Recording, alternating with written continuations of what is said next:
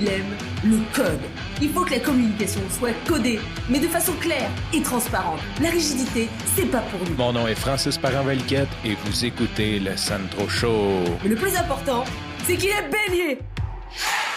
Aujourd'hui, j'ai envie de te parler d'une application pour téléphone, pour tablette qui s'appelle Messenger Kids. Tu connais probablement l'application Messenger qui est cette espèce de système de messagerie, de chat instantané qui, à la base, était un chat de Facebook. Donc, dans Facebook, tu avais l'option chat, ça ne s'appelait pas Messenger, tu allais sur Facebook et tu pouvais chatter avec tes amis sur Facebook. Puis là, on parle peut-être en 2010, quelque chose comme ça, 2009-2010.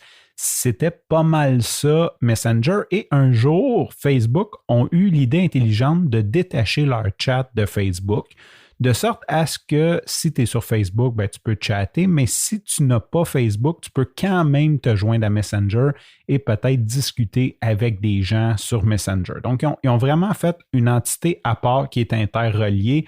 Je sais que c'est bizarre la façon dont je le dis, là, mais en gros, ça appartient à Facebook, mais c'est une application indépendante de Facebook qui se lie à Facebook.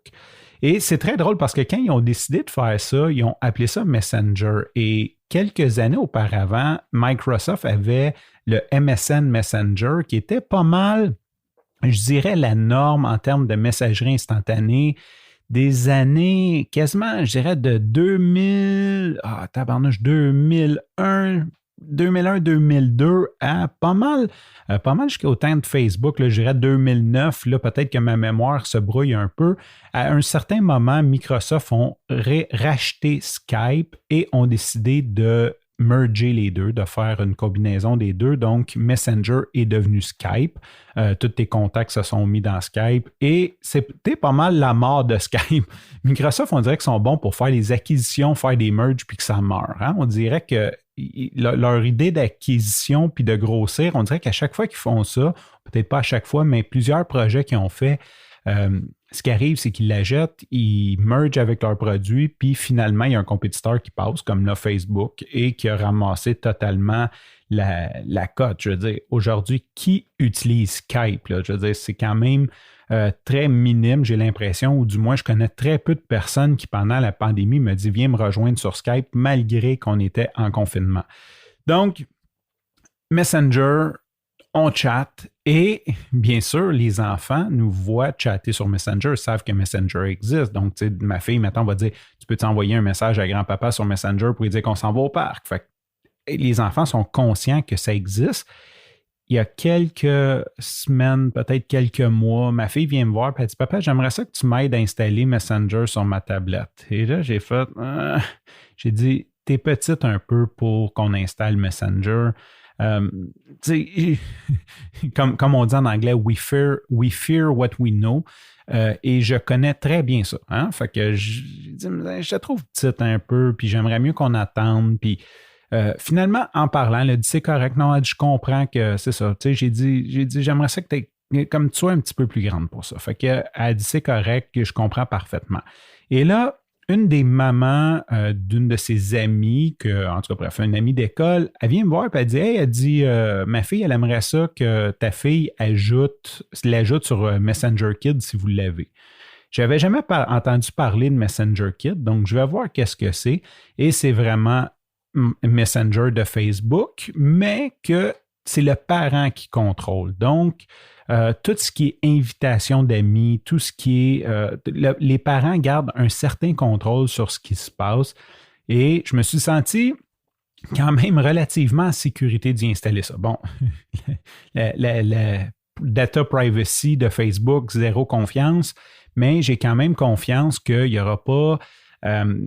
des gens mal intentionnés qui vont ajouter une petite fille qui va commencer à y parler. Je sais que j'ai un contrôle sur qui qu'elle parle et on a aussi un petit, ils appellent ça un dashboard, un tableau de bord où on peut voir les activités de notre fille. Donc, on peut voir à qui qu'elle parle, combien de messages. Je ne sais pas si on peut aller voir les messages. Je pense qu'on peut même aller voir les messages, mais on a un certain contrôle, on a certains avertissements. Elle ne peut pas inviter, elle ne peut pas parler avec quelqu'un directement sans que nous, on approuve.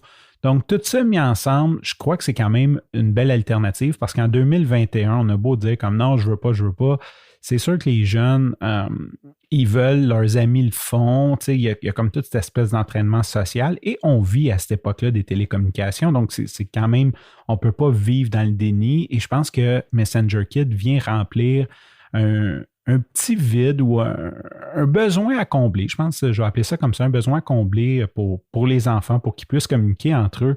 Et ce qui est très drôle, c'est que là, mon fils de 4 ans a vu que sa grande sœur avait Messenger Kids. Fait que là, il nous a demandé d'y installer Messenger Kids.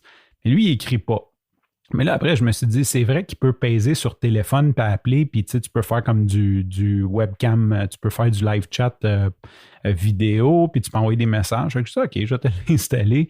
Et là, la joke, c'est que mon fils, il jouait, puis sa sœur, elle voulait qu'il joue avec lui, fait qu'elle y envoyait des messages sur Messenger, mais un après l'autre. Puis là, un moment donné, il dit, papa, il dit, je suis pas capable de jouer. Il dit, le Messenger Kid, il arrête pas de faire bzz, bzz, bzz. C'est Jeanne qui m'envoie des messages.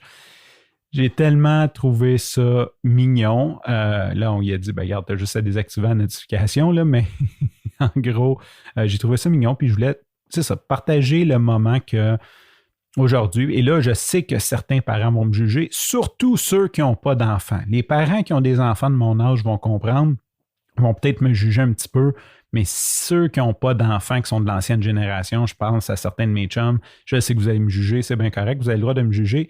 Moi, je vis bien avec cette décision-là. Sur ce, je te remercie pour ton écoute, je te dis à demain et bye bye.